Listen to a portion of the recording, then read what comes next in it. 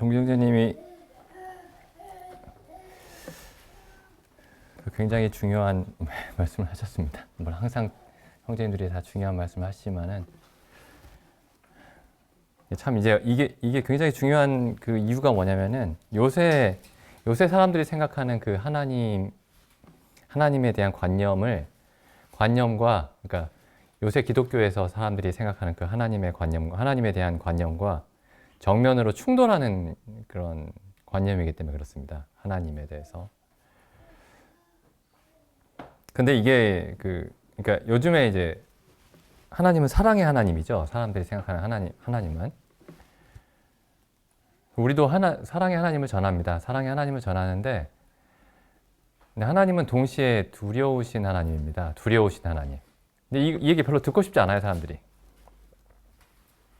근데 이게 요즘의 어떤 경향이 아니고 사실은 아주 옛날에도 있었습니다. 초기에도 한 300년, 200년 뭐 이럴 때도 있었어요. 그래서 그때 발렌티누스라는 그런 이단이 있었는데 발렌티누스. 이 사람이 이제 구약 성경을 보니까 구약 성경에 있는 하나님은 막 전쟁하고 사람들 죽이고 벌 주겠다고 협박하고 이런 하나님이고 신약의 그 성경을 보니까 하나님이 사랑의 하나님이고 은혜의 하나님이고 이렇게 이제 그 사람이 생각할 때 그렇게 보였습니다. 그래서 이제 구약의 하나님은 사실 참 하나님이 아니다. 신약의 예수님이 참 하나님이시다. 이제 그렇게 이 사람이 주장을 했어요. 굉장히 유명한 이단이었습니다.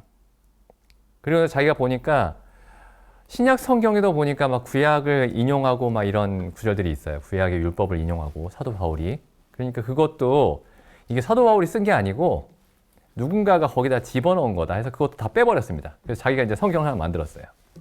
사랑과 은혜와 모든 걸 용서하고 이런 내용으로만 가득 찬 성경 하나 만들었습니다.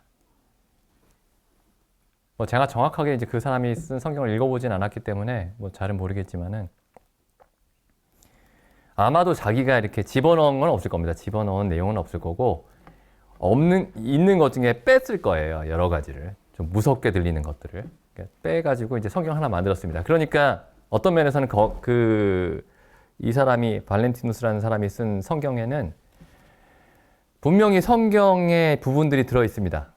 성경에 있는 부분들이 들어 있어요. 근데 또 원래 성경에 있는 다른 부분들이 또 삭제된 거죠. 그러니까 어떤 면에서는 그 사람이 성경을 가르쳤다라고 할 수 있습니다. 근데 부분적으로 가르쳤죠. 부분적으로. 부분적으로 가르치면 이제 부분적으로 가르치는 성경은 부분적으로 믿는 성경은 성경이 아닙니다. 성경이 아니죠.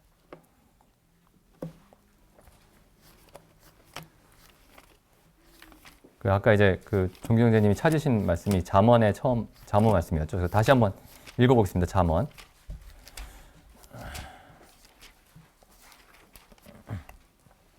잠언 1장 7절입니다.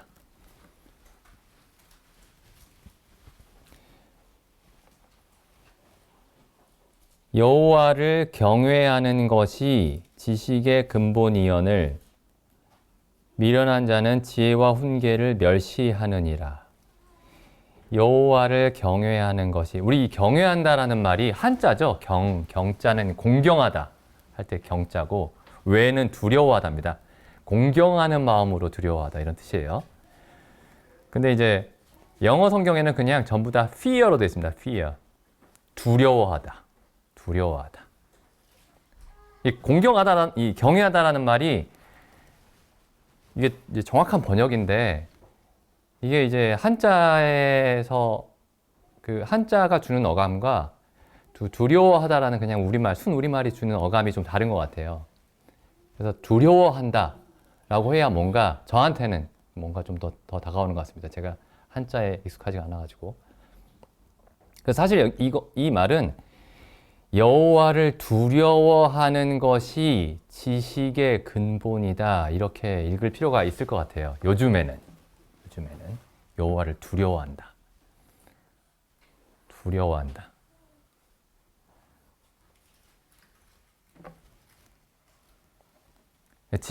여기서 지식은 이제 사람이 사는데 필요한 모든 그 지식이죠. 사람이 살아가는데 필요한 모든 지식. 지식이 없이는 사람이 살아갈 수가 없습니다. 그러니까 지식은 사람이 살아가는데 지식이 있으면 좋은 것이고 없으면 좀 불편한 것이 아니고 지식의 근본적인 의미는 사람이 살아가는데 필요한 모든 것에 대한 지식입니다. 그래서 여호와를 두려워하지 않으면 여호와에 대한 두려움이 없이는 사람이 사람으로서 살 수가 없다라는 이런 말씀이죠.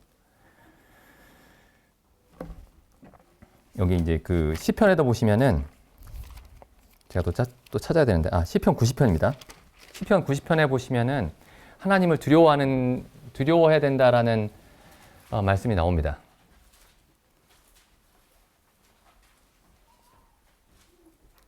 제가 이제 다시 말씀드리면은 하나님은 사랑이신데 사랑의 하나님만 믿으면 뭔가 부족하니까 균형이 맞지 않으니까 하나님이 두려우신 분이다라는 사실도 좀 알아봅시다 이렇게 말씀드리는 게 아닙니다. 사랑의 하나님이 두려우신 하나님이에요. 그 이전에 같은 하나님입니다. 그러니까 두려우신 하나님 50, 사랑의 하나님 50 해서 이렇게 100% 하나님이 아니고 이 두려우신 하나님이 곧 사랑의 하나님이십니다. 그러니까 어떤 사람이 나는 사랑의 하나님만 알고 있어 이렇게 얘기하면은 그 사람은 하나님을 아는 게 아닙니다. 그 사람이 알고 있는 하나님은 우상이에요. 성경이 가르치는 하나님이 아닙니다. 한번 보시죠. 그 시편 90편에 보시면 이제 모세 이렇게 되죠. 하나님의 사람 모세의 기도. 이 모세가 복음을 몰라가지고 예수님을 몰라가지고 이런 시를 썼나 이렇게 생각할 수 있는데 전혀 그렇지 않습니다. 모세가 그리스도를 분명히 알고 있었죠. 그래서 모세가 그 나중에 이스라엘 백성이 가나안 땅에 들어가기 전에 이렇게 얘기하죠. 하나님께서 너희 중에 나와 같은 선지자를 세울 것이다. 너희는 그의 말을 들으라. 근데 그 나와 같은 선지자가 예수님이었습니다. 그 예수님을 분명히 알고 있었죠. 모세가. 한번 보시죠. 90편 1절. 주여 주는 대대에 우리의 거처가 되셨나이다. 하나님이 사람이 살아가는 그 장소라는 겁니다.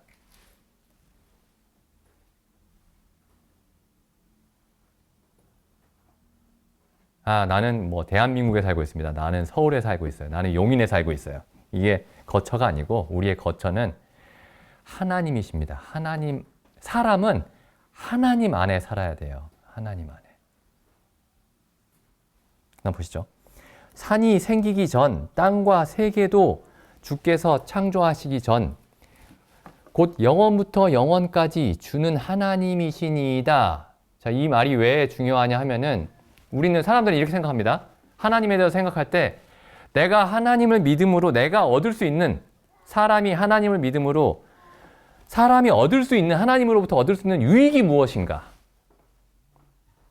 하나님이 나에게 주시는 은혜가 무엇인가? 하나님이 나에게 주시는 선물이 무엇인가? 하나님이 나에게 주시는 구원이 무엇인가? 라는 질문을 하면서 하나님에 대해서 관심을 갖습니다. 그리고 하나님이 이런 것들을 별로 주시지 않는다고 생각이 되면은 별로 관심을 갖지 않아요.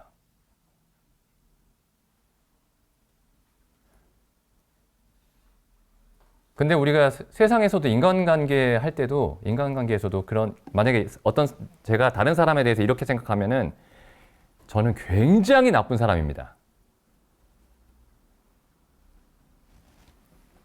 내가 어디 뭐 회사에서나 학교에서나 어떤 사람을 만나는데 그 사람이 나에게 어떤 유익을 주느냐, 그 사람과의 관계에서 내가 어떤 정신적인 혹은 물질적인 이익을 얻을 수 있느냐를 가지고 그 사람에 대해서 관심을 가질 가치가 있느냐 없느냐를 생각을 하면은 굉장히 이상한 사람이죠, 제가.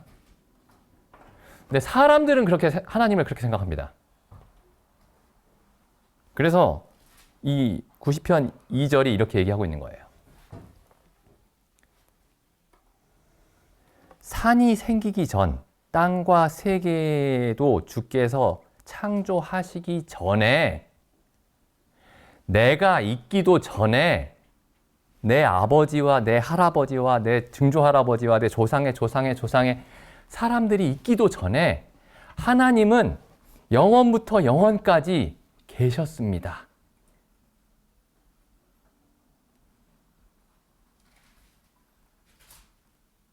그러니까 내가 믿느냐, 하나님을 믿느냐, 하나님을 안 믿느냐, 내가 하나님을 아느냐, 내가 하나님을 모르느냐, 뭐 중요한 질문이죠.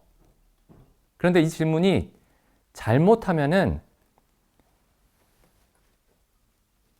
내가 중심이 되는 질문이 됩니다. 내가 우주의 중심이 돼요. 근데 내가 있든 말든, 내가 지옥에 가든 천국에 가든 그것과 아무런 상관없이 하나님은 영원부터 영원까지 하나님이십니다. 그러니까 이 말씀을 잘 생각해 봐야 돼요. 우리가 없을 때에도 하나님은 계셨습니다. 아담이 없을 때에도 하나님이 계셨고, 여기 있는 것처럼 산과 땅과 세계가 없을 때에도, 아무것도 없을 때에도 하나님은 계셨습니다. 하나님이 어떤 분인지 생각을 해야 되죠. 그 다음에 하나님이 어떤 분이신지, 그러니까 하나님은 우리와의 관계 속에서 이해되는 분이 아닙니다.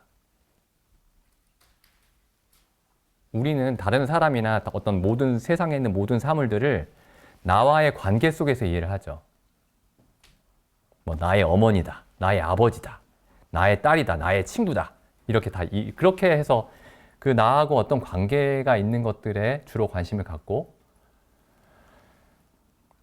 나와의 관계를 통해서 그 모든 것들을 이해하려고 합니다. 그런데 여기 하나님은 그냥 하나님으로서 의미가 있는 분이죠.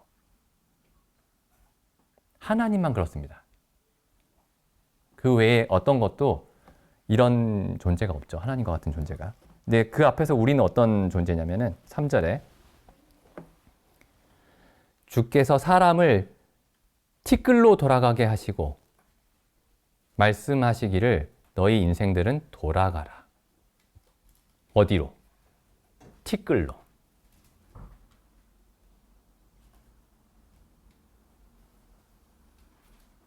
그 다음 보시죠. 4절.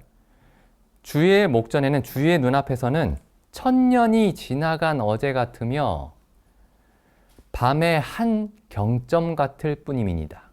밤의 한 시간. 천년이 하루 같고 밤의 한 시간에 불과하다.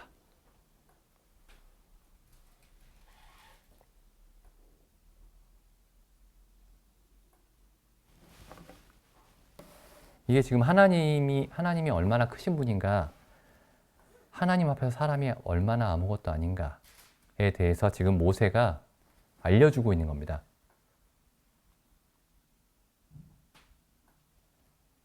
그리고 우리가 이 모세와 같은 눈으로 하나님을 봐야 하나님을 알 수가 있는 겁니다. 사실 이 일은 하나님이 하시는 일이에요. 이 모세에게 하나님이 어떤 분이신지 알 수 있었던 것은 모세가 뭔가 뛰어나서 그랬던 게 아닙니다. 이런 지식은 하나님이 알려주셔야만 알 수 있습니다.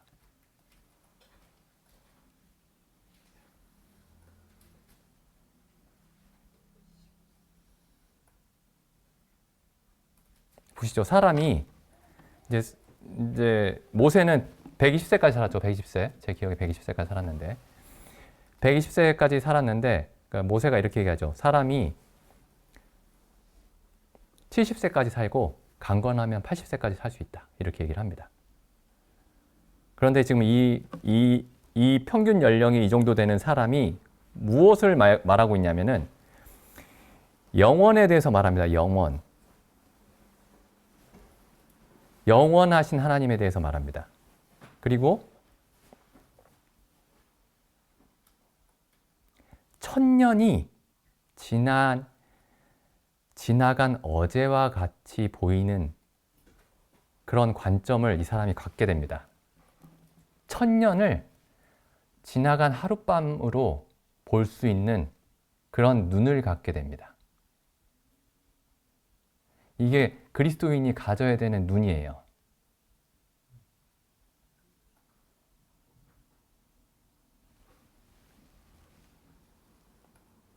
어제 새 형제님이 그저께 우리 카톡에다가 뭘 올리셨는데, 뭐 어제 중년이셨던 성도님들이 노년이 되시고 어제 청년이었던 성도님들이 중년이 되고 그런 얘기를 하시더라고요.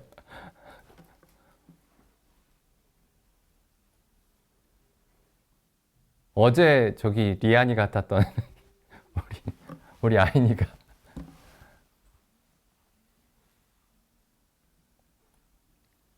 한번 생각을 이제 해보시기 바랍니다. 저도 이제 엊그제 대학 들어갔던 것 같아요. 엊그제 대학에 들어가고 엊그제 하나님을 처음 믿었던 시간이 생각이 나고,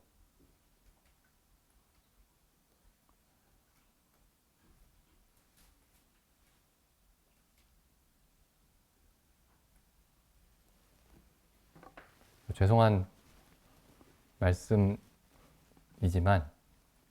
어쩌면 죄송한 말씀을 안 들으실 수도 있어요. 어쩌면 이제 우리 성도님들, 저는 아직은 아니지만은 포함해서 어쩌면 이제 우리가 지난 시간을 돌아보면서 우리가 주님 앞에 가기 전에 남은 시간을 어떻게 사용해야 할 것인가를 생각해야 되는 성도님들도 이제 계시죠. 물론 누구나 생각을 해야 되지만,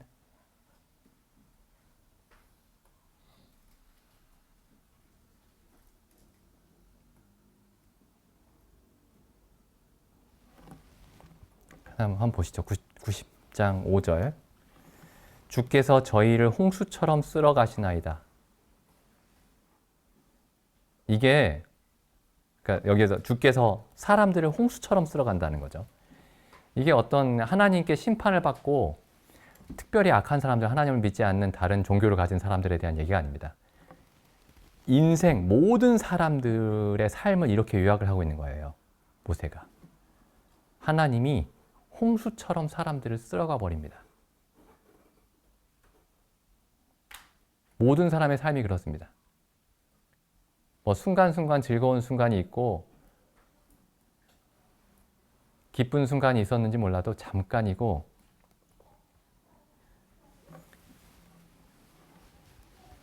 보시죠. 그 다음에 저희는 잠깐 자는 것 같으며, 정말 우리 삶이 이렇게 이해가 되시나요? 이렇게 잠깐 자는 것 같이.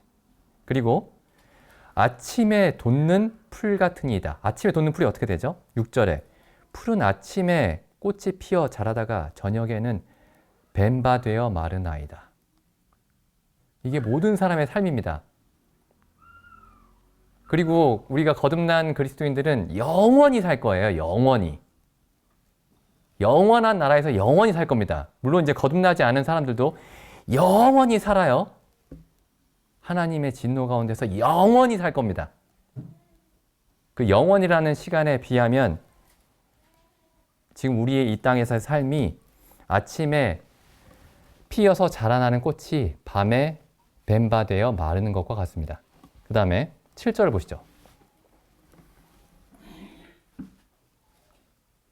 우리는 주의 진노에 소멸되며 주의 분내심에 노하나이다.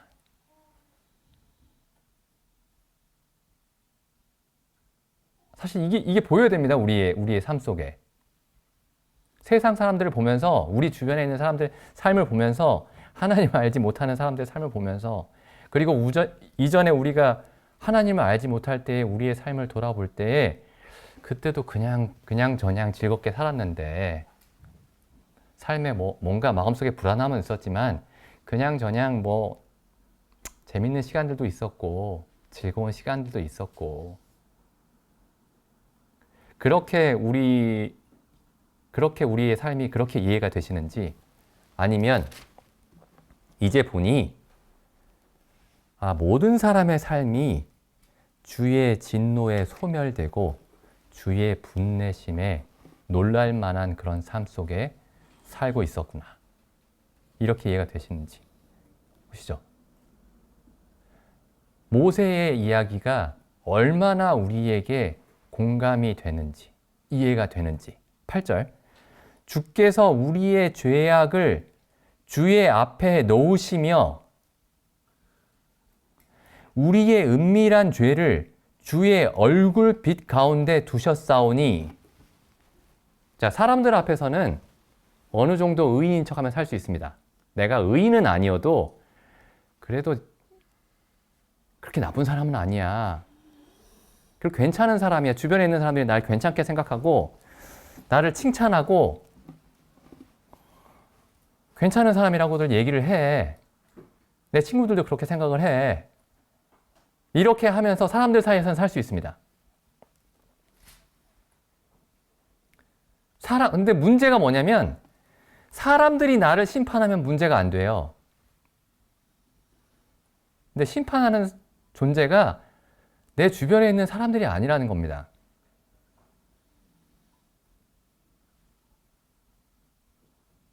하나님이십니다. 근데 하나님은 사람이 보는 것과 달라요. 8절 다시 보시죠. 주께서 우리의 죄악을 주의 앞에 놓으시며. 사람들은 아무도 모르는데 내 주변에 있는 사람들은 몰라요. 내 부모님도 모릅니다. 내 친구들도 몰라요. 그런데 우리의 죄악을 하나님 앞에 놓으시고 우리의 은밀한 죄를, 은밀하다는 말은 숨겨놓은 죄죠. 은밀한 죄를 주의 얼굴빛 가운데 두셨사오니. 그 다음에 9절. 우리의 모든 날이 주의 분노 중에 지나가며.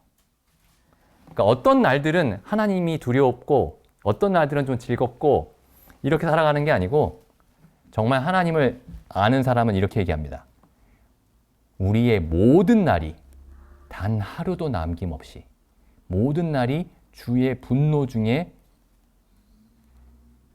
지나간다.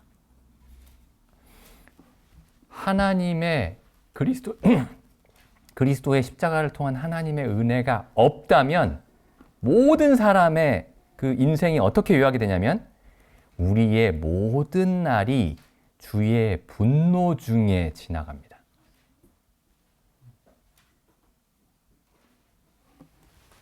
우리의 평생이 일식간에 다하였나이다. 일식은 한 번 숨 쉬는 순간입니다. 한 번 숨 쉬는.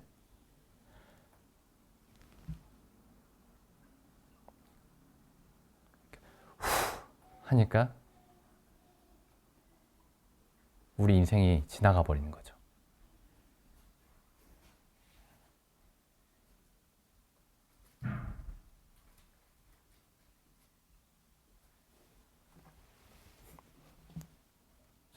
제가 성도님들을 만나고 막 20년 전에 이렇게 만났었죠. 근데 정말 후 하니까 그냥 지나간 것처럼 느껴집니다.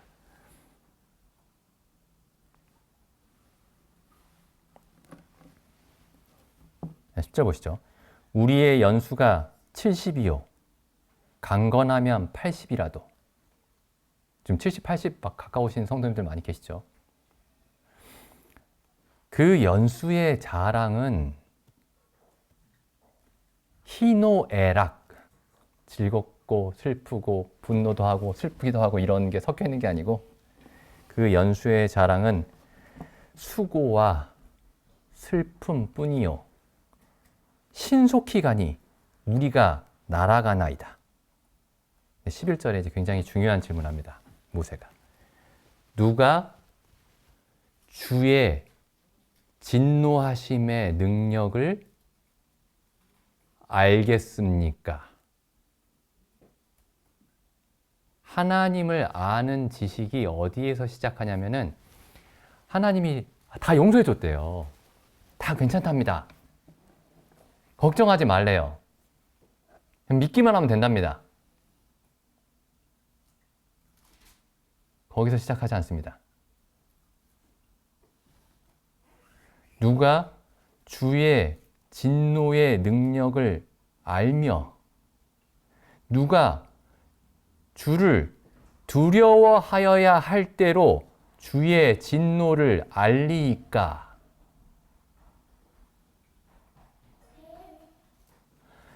여기서 시작해야 됩니다. 여기서. 하나님을 아는 지식은 여기서 시작합니다. 누가 주의 노의 능력을 알며 누가 주를 두려워하여야 할 때로 주의 진노를 알리이까. 그 다음에 12절 보시죠. 그럼 우리의 인생을, 우리의 삶을 정확하게 후회 없이 살 수 있는 그 기준이 어디에서 오냐면 12절 보시죠. 우리에게 우리의 나를 계산함을 가르치사 지혜의 마음을 얻게 하소서. 하루하루를 정말 사람답게 가치 있게 살 수 있는 그 길이, 그 근원이 어디에서 오냐면 하나님의 두려워하심을, 하나님을 두려워해야 할 대로 아는 데서 옵니다.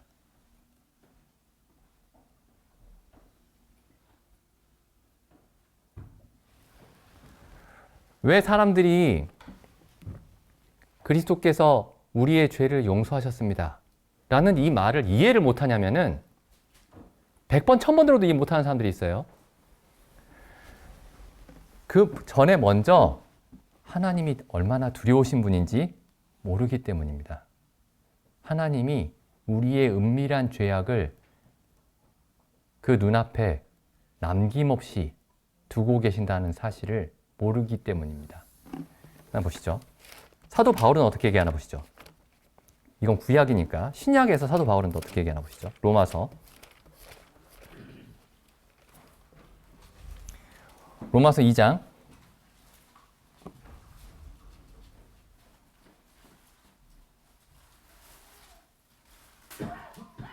로마서 2장 11절입니다.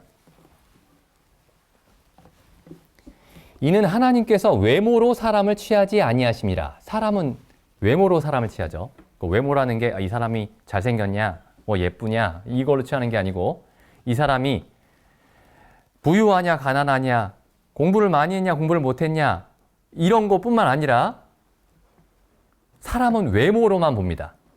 아, 이 사람이 친절하구나, 이 사람이 좀 양심적이네, 이 사람은 좀 선하구나, 착하구나. 겉으로 드러나는 것만 봅니다. 이게 외모죠.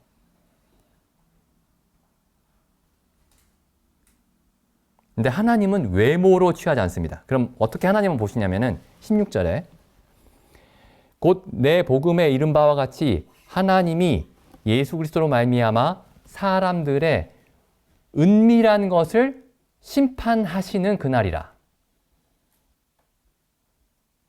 겉으로 보이는 거는 세상에서 다 심판을 해요.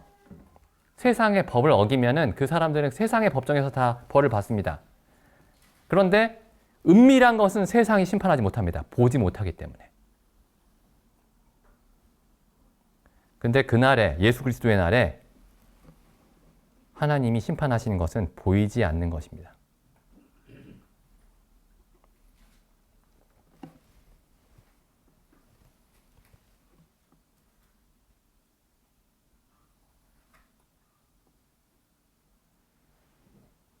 한번 생각을 해보시죠. 어떤 사람이 제 마음을 다 들여다보고 있다고 생각해 보세요. 어떤 사람이 제가 지금도 살고 있는 그 삶을 다 알고 있다고 생각해 보십시오. 제가, 성도님들, 혹 옆에 있는 성도님이, 옆에 있는 형제 자매님이, 옆에 있는 다른 형제 자매님들의 속을 다 들여다보고 있다고 생각해 보세요.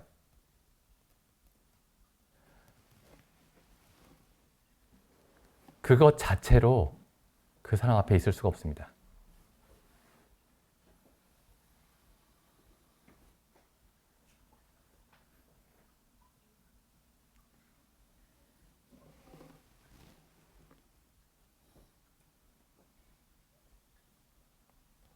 근데 하나님은 이 보이지 않는 것들을 가지고 사람을 심판하신다는 겁니다.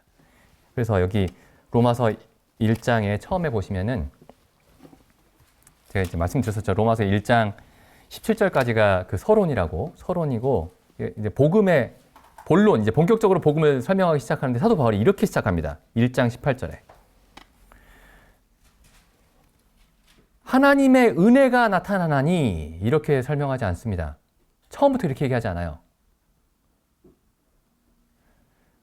사도 바울이 처음 하나님에 관해서 얘기하는 사실이 뭐냐면 하나님이 진노하신다라는 겁니다. 18절에 하나님의 진노가 불의로 진리를 막는 사람들의 모든 경건치 않음과 불의에 대하여 하늘로조차 나타나나니. 18절에 처음 나오는 말과 마지막에 나오는 말만 따서 읽으면 이렇게 되죠. 하나님의 진노가 나타나나니. 바울이 예수 그리스도의 그 구원의 복음을 전하기 위해서 맨 처음에 해야 됐던 말은 뭐냐면 하나님의 진노가 나타납니다. 이 얘기를 해야만 했던 겁니다.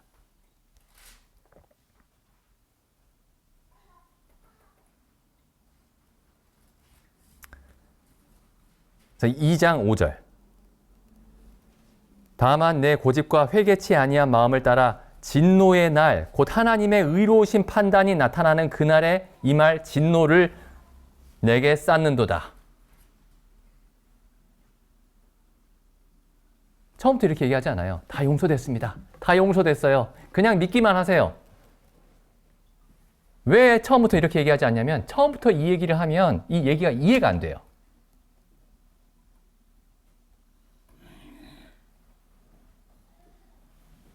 왜 그게 필요한지도 모릅니다. 그냥 천국 가는 티켓 하나 받는 줄 알아요.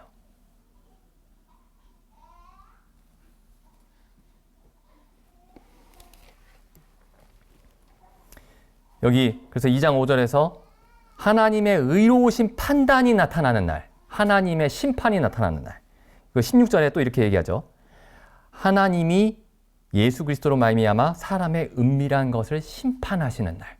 하나님이 심판하십니다. 이 얘기를 계속하고 있는 거예요.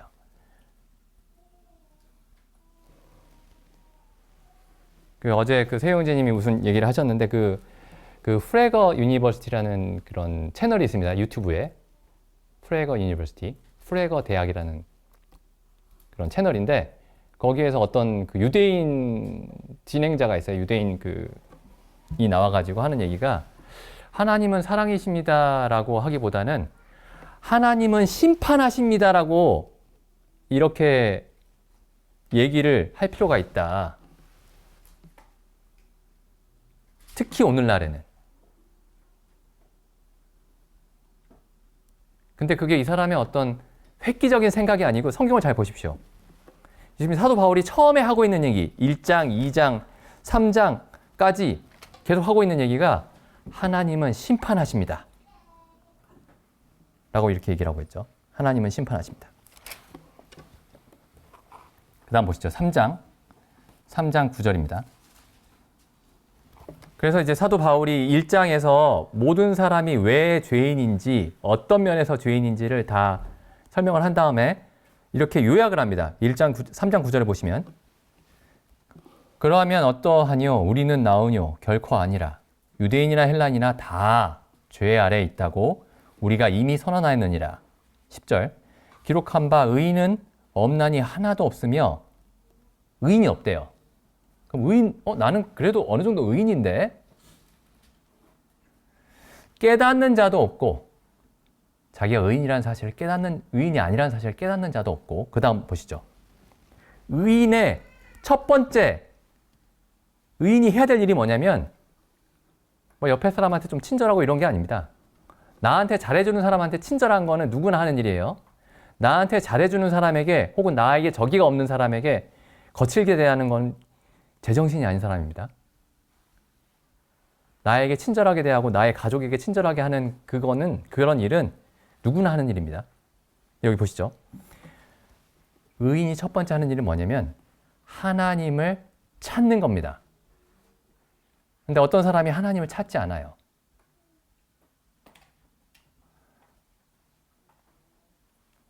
내 삶은 내가 주인입니다. 나는 내 거예요.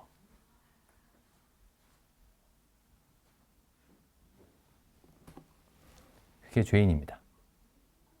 다른 게 죄인이 아니고.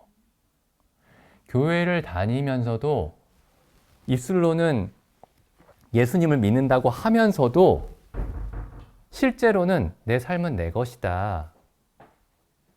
내가 하나님께 드릴 건 일부분 드린다 항상. 내 시간도 드리고 내 마음도 드리고 내가 성경 읽는 시간도 있고 이렇게 얘기해도 죄인입니다.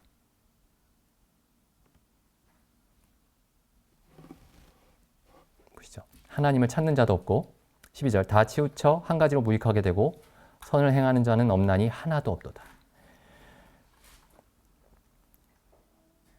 쭉 이제 내려가면은 마지막 결론을 이렇게 얘기합니다. 16절 파멸과 고생이 그 길에 있어 평강의 길을 알지 못하고 이게 그 죄인의 그 가장 중요한 특징이죠. 18절 저희 눈앞에 하나님을 두려워함이 없느니라. 의인은 하나님을 두려워하는 사람입니다. 그냥 나 지옥 보낼 수 있으니까 그 존재가 그 전능하신 존재가 나를 지옥 보낼 수 있으니까 좀 두렵구나. 그게 아니고 아까 종규 형제님이 말씀하신 대로 이 예수 그리스도를 통해서 하나님이 얼마나 크고 두려우신 분인지 그 모습 그대로 아는 것입니다.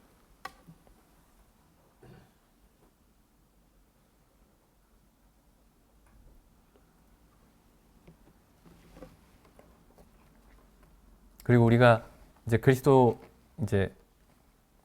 은혜를 알고 십자가의 은혜를 알고 죄의 용서를 받고 값없이 의롭다함을 얻고 하나님 앞에 섰을 때에도 우리에게는 하나님에 대한 두려움이 그대로 있습니다. 그게 우리가 죄인이기 때문에 하나님이 두려운 게 아닙니다. 본래 아담과 하와도 범죄하기 전에 하나님에 대한 두려움이 마땅히 있었던 겁니다. 왜냐하면 하나님은 산과 하늘과 세계를 조성하기 전부터 영원부터 영원까지 하나님이셨고 우리는 어떤 시점에 하나님이 6일 동안 천지를 지으시더니 6일째에 마지막에 흙으로 지으셔서 본래 흙으로 지어진 존재입니다.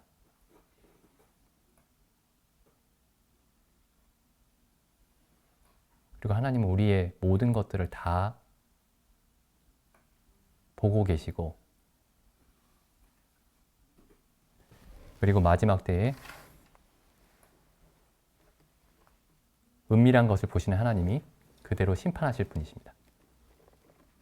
근데 우리가 그 심판날에 그리스도를 알지 못하고 그 심판날에 이르면 아무도 하나님 앞에서 변명할 수도 없습니다. 아무도. 그 어떤 일로도.